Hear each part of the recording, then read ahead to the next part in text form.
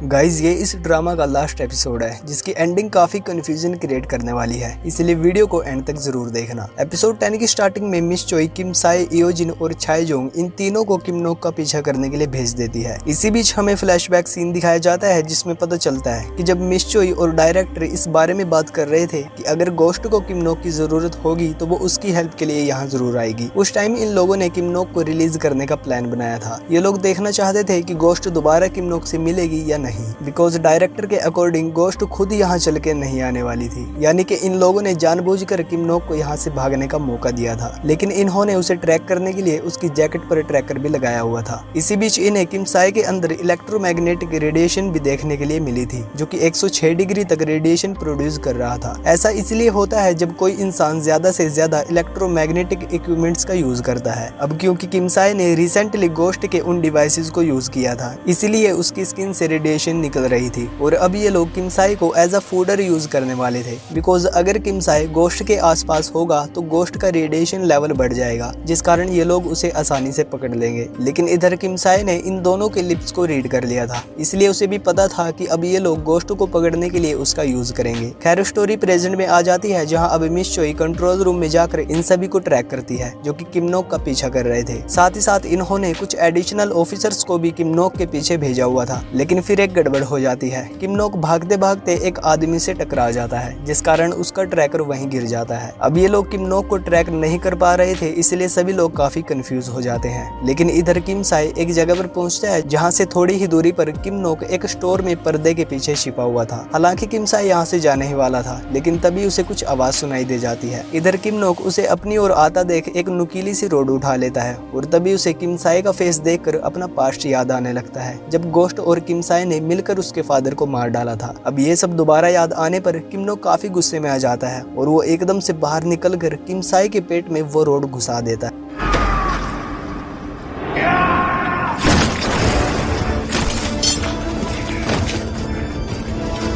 इधर मिस चोई और बाकी लोग भी कैमरा की हेल्प से ये सब देख रहे थे और इससे पहले किम नोक दोबारा किम साए को हिट करता, पीछे से दो ऑफिसर्स आकर किम नोक को टेजर गन से शूट कर देते हैं, जिस कारण किम नोक वहीं बेहोश हो जाता है। अब इस मूवमेंट में किम साए को पास्ट याद आता है और हमें फ्लैशबैक सीन से पता चलता है कि जब गोस्ट ने सुक्योन और उसके फादर को मार दिया था तब किम साए ने उसे पूछा था कि उन दोनों के अलावा और कितने लोगों को अपनी लाइफ सेक्रीफाइस करनी होगी ताकि ग्रिड सिस्टम इन फ्यूचर सही सलामत रहे। हालांकि इस पर गोस्ट ने कोई जवाब नहीं दिया था, लेकिन किम साए समझ गया था कि ग्रिड सिस्टम को मेंटेन रखने के लिए उसे अपनी लाइफ भी सैक्रिफाइस करनी होगी। देन किम साए उसे कहता है कि अगर मैं भी मर गया तो मेरी माँ तो अकेली पड़ जाएगी, उसका ध्यान कौन रखेगा। जिस पर गोस्ट कहती है कि ये तो तुम्हें मरने से पहले खुद डिसाइड करना होगा कि तुम्हारे बाद तुम्हारी माँ का ख्याल कौन रखेगा। फिर किम साए उसे पूछता है कि मेरे पास कितना टाइम बचा है, लेकिन गोस्ट के जवाब से पहले ही स्टोरी प्रेजेंट में आ जाती है, यानी कि अब किम साए का आखिरी वक्त आ चुका था। इसी बीच किम साए अपनी मदर को सॉरी बोलता है कि मुझे माफ कर देना, मैं चाहकर भी कुछ बदल नहीं पाया। एंड ये कहते ही किम साए की मौत हो जाती है। तभी इयोजिन और छाएजोंग भी यहाँ पहुँचते हैं, लेकिन अब तक काफी देर हो चुकी थी। इधर मिस चोई और बाकी लोग भी ये सब देख रहे थे एंड ये सीन यहीं पर कट हो जाता है, जिसके बाद हम गोस्ट को एक पार्क में देखते हैं जो कि अपने सामने कुछ लोगों को खेलते हुए देख रही थी। लेकिन तभी अचानक टाइम फ्रीज होकर दोबारा रिवाइंड होने लगता है और हम देखते हैं कि इस बार गोस्ट टाइम को रिवाइंड नहीं कर रही थी, बल्कि उसका तो डिवाइस काम ही नहीं कर रहा था। अब आखिर ऐसा क्यों हो रहा था, ये कंफ्यूजन यहाँ क्रिएट हो जाती है। देन टाइम वहीं से स्टार्ट होता है जब किम नोक एडमिनिस्ट्रेशन ब्यूरो से भाग रहा था, लेकिन इस बार गोस्ट के ना आने की वजह से साइबियोक उसे अपनी गाड़ी के मिरर से देख लेती है और अपनी गाड़ी से उसका पीछा करने लगती है। अब पीछा करते करते किम नोक एक गली में घुस जाता है, जिस कारण साइबियोक को पैदल ही उसके पीछे दौड़ना पड़ता है। लेकिन इसी बीच किम साए उसे साइड में खींच लेता है, जो कि पहले ही की तरह किम नोक का पीछा कर रहा था। इधर मिस चोई साइबियोक को कैमरा में देख लेती है, लेकिन इससे पहले वो किम साए को कुछ कहती, किम साए अपने ईयरपीस को निकाल कर वहीं फेंक देता है और साइबियोक के साथ किम नोक को फाइंड करते हुए उसी जगह पहुंचता है जहां पहले की तरह किम नोक पर्दे के पीछे छिपा हुआ था। इसी बीच साइबियोक किम साए की गर्दन पर वो निशान देखती है जब किम नोक ने उसका गला घोटने की कोशिश की थी। देन वो उसे इस बारे में पूछती है तो किम साए उसे बता देता है कि रिसेंटली जब किम नोक को ऑफिस लाया गया था तब उसने गुस्से में मुझ पर अटैक कर दिया था। अब ये सुनते ही साइबियोक गुस्से में कह देती है कि अगर वो मुझे कहीं भी मिल गया तो मैं उसे गोली मार दूंगी। इधर किम नोक को साइबियोक की ये बात काफी बुरी लग जाती है और तभी वो गुस्से में बाहर पड़े एक रिंच को उठाकर पीछे से साइबियोक को मारने ही वाला होता है, लेकिन उससे पहले ही गोस्ट यहाँ आ जाती है और टाइम को फ्रीज करके किम नोक का हाथ पकड़ लेती है।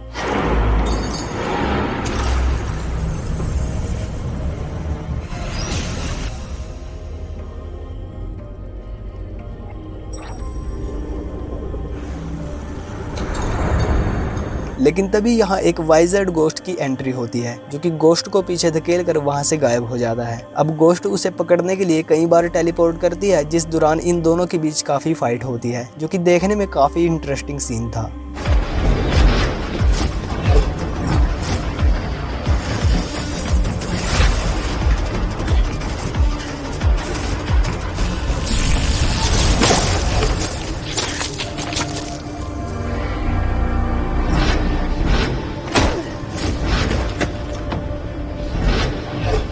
अब इन दोनों की फाइट के चलते टाइम फ्रीज हो रखा था, लेकिन जैसे ही ये दोनों दूसरी साइड से डिसअपीयर होते हैं, इधर टाइम दोबारा रिवाइंड हो जाता है। और ठीक उसी तरह किम नोक साइबियोक के सर को हिट करने ही वाला था, लेकिन उससे पहले ही किम साई साइबियोक को साइड में फेंक देता है और तभी साइबियोक किम नोक को शूट कर देती है। लेकिन बीच में आने की वजह से किम नोक के हाथ किम साई का सर हिट हो जाता है, जिस कारण अब ये दोनों ही नीचे गिर जाते हैं। देन साइबियोक किम साई को इनकरेज करने की कोशिश करती है कि तुम्हें कुछ नहीं होगा, तुम बस सांस लेते रहना, लेकिन एट लास्ट किम साई उसकी बाहों में दम तोड़ देता है। इसी के साथ हम देखते हैं कि जैसे ही किम साई मरता है तो आसमान से ग्रिड प्रोटेक्शन भी गायब हो जाती है। तभी इयोजिन और छाइजोंग भी यहाँ पहुँचते हैं और किम साई को देखकर काफी शॉक हो जाते हैं। तभी मिस चोई इयोजिन को बताती है कि वो गोस्ट ठीक तुम्हारे बगल में खड़ी है। देन इयोजिन साइड में घूमता है तो गोस्ट उसे घूरने लगती है। इसी बीच दो ऑफिसर्स यहाँ आकर गोस्ट को टेजर गन से शूट कर देते हैं, लेकिन उससे पहले ही गोस्ट टाइम को फ्रीज करके दोबारा रिवाइंड करने लगती है। लेकिन फिर ये दोनों गोस्ट किम साई के पास बैठकर अलग अलग फोर्स फील्ड क्रिएट करते हैं, जिस कारण गोस्ट साइबियोक को भी अपने साथ कनेक्ट कर लेती है।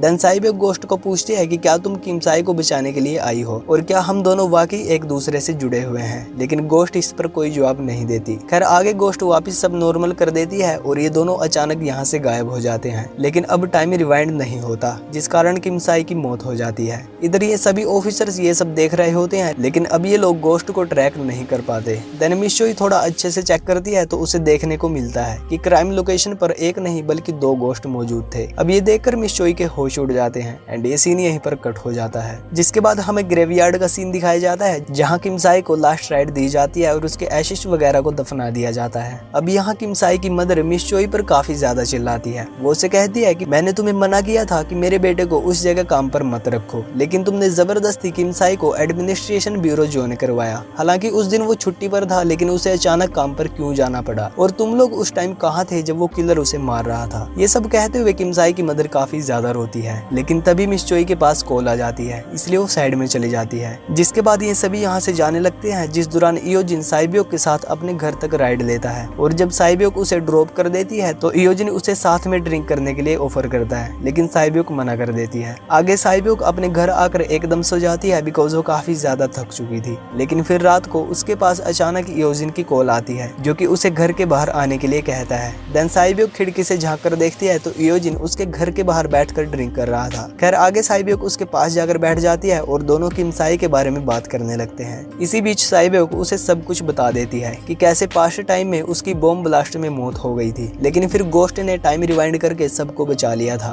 देन इयोजिन साइबियोक के साथ पास्ट को लेकर बात करने लगता है, जब ये दोनों एक साथ रहा करते थे, लेकिन साइबियोक बीच में ही उठकर यहाँ से जाने लगती है। इयोजिन भी उसके साथ साथ चलता है तो साइबियोक उसे कहती है कि चलो अब हम दोबारा एक दूसरे के लिए अजनबी बन जाएं, बिकॉज अब मैं पुराने दिनों में वापस नहीं जाना चाहती। तुम जब भी मुझसे मिलोगे तो ऐसे रिएक्ट करना मानो हम एक दूसरे से कभी मिले ही ना हो। ये कहकर साइबियोक घर की ओर जाने लगती है, लेकिन इयोजिन को पता था कि साइबियोक आज भी उसकी केयर करती है। तभी तो साइबियोक ने उस बॉम्ब वाले इंसिडेंट के बाद इयोजिन के पास कॉल करके उसका हालचाल पूछा था। देन इयोजिन उसका हाथ पकड़ लेता है और फिर ये दोनों एक लॉन्ग किस करते हैं। जिसके बाद हमें 1 साल बाद का सीन दिखाया जाता है और अब साइबियोक अपनी बेटी ब्यूरी के साथ विलेज में रह रही थी। साइबियोक अपने काम से वापस लौटती है और घर के अंदर जाकर अपनी बेटी को दूध पिलाने लगती है। इसी बीच उसकी नजर घर के यार्ड में पड़ती है, जहां वॉशिंग लाइन पर उसकी बेटी के कपड़े सूख रहे थे। अब ये इमेज देखते ही साइबियोक को याद आता है कि जब गोस्ट ने उसकी बाजू को हिट किया था तब उसे यही इमेज फ्लैश होते हुए दिखाई दी थी। इसी बीच इयोजिन काफी जल्दी में यहाँ आता है और साइबियोक को बिना सवाल जवाब किए साथ चलने के लिए कहता है, लेकिन साइबियोक उसे पूछ ही लेती है कि वो यहाँ क्यों आया है, जिस पर इयोजिन कहता है कि मैं तुम्हें बाद में सब कुछ बता दूंगा, फिलहाल तुम और ब्यूरी मेरे साथ चलो बिकॉज तुम्हारा यहाँ रहना ठीक नहीं है। अब साइबोक यूजिन के मुंह से अपनी बेटी का नाम सुनकर काफी शौक हो जाती है और उसे पूछती है कि तुम्हें मेरी बेटी का नाम कैसे पता, जिस पर यूजिन कहता है कि ये मैंने ही किया था। खैर साइबोक उसके साथ यहाँ से जाने लगती है, लेकिन हम व्यूअर्स यहाँ काफी कंफ्यूज हो जाते हैं। कुछ भी समझ नहीं आता कि आखिर चल क्या रहा है। मेन बात यह है कि आखिर साइबोक के पास बेटी कब हुई, और अगर ये बेटी यूजिन की है तो साइबोक उसे क्यों पूछ रही थी कि उसे ब्यूरी का नाम कैसे पता। यहाँ ऐसा लग रहा था कि मानो यूजिन टाइम ट्रेवल करके साइबोक को लेने आया हो। इधर एडमिनिस्ट्रेशन ब्यूरो की बिल्डिंग पर आसमान से बिजली आकर गिरती है, जिस कारण पूरी बिल्डिंग में आग लग जाती है और यहाँ मौजूद हर एक ऑफिसर मारा जाता है।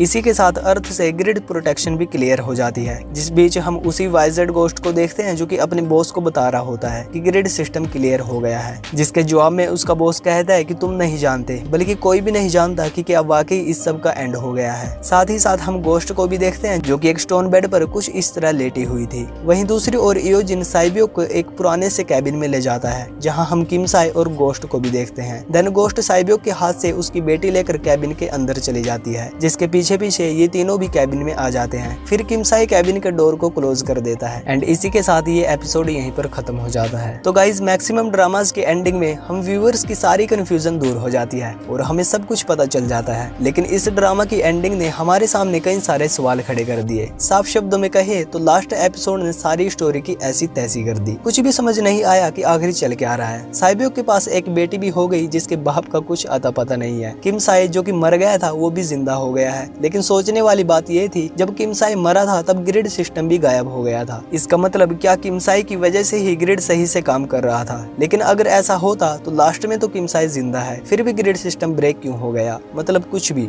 इधर एक साइड गोस्ट स्टोन पर ऐसे लेटी हुई थी जैसे वो मर गई हो, लेकिन अगले ही सीन में वो उस कैबिन में पहुंच जाती है। साथ ही साथ ये दो भाई साहब जिनमें से एक अचानक टेलीपोर्ट करके उस टाइम क्राइम सीन पर पहुंच गया था, जिसका कोई इंटेंशन नहीं था, बस ये गोस्ट के साथ झगड़ा करने के लिए आया था। और एक भाई साहब के बारे में तो कुछ भी नहीं बताया गया कि कौन है, कैसे है, क्या करता है। गाइज मुझे तो लगता है शायद ये ड्रामा आगे कंटिन्यू किया जाएगा और सीजन 2 में हमें इसके आगे की स्टोरी देखने को मिलेगी। लेकिन कम से कम डायरेक्टर को हम व्यूअर्स का ध्यान तो रखना चाहिए था, हमें कंफ्यूजन में क्यों डाल दिया। वैसे इस ड्रामा की सिनेमेटोग्राफी एंड VFX वगैरह काफी कमाल के थे। ओवरऑल ड्रामा काफी ज्यादा सस्पेंसफुल था, लेकिन बस लास्ट एपिसोड में ही थोड़ी गड़बड़ हो गई। खैर आप लोगों की इस ड्रामा को लेकर क्या राय है कमेंट जरूर करना, और अगर मुझसे कहीं कोई गलती हुई हो तो मुझे इस बारे में जरूर बताना। साथ ही साथ चैनल को सब्सक्राइब करके बेल आइकन को भी प्रेस कर लेना ताकि आप लोग अच्छे के ड्रामास को मिस ना कर सको। So stay tuned and stay safe.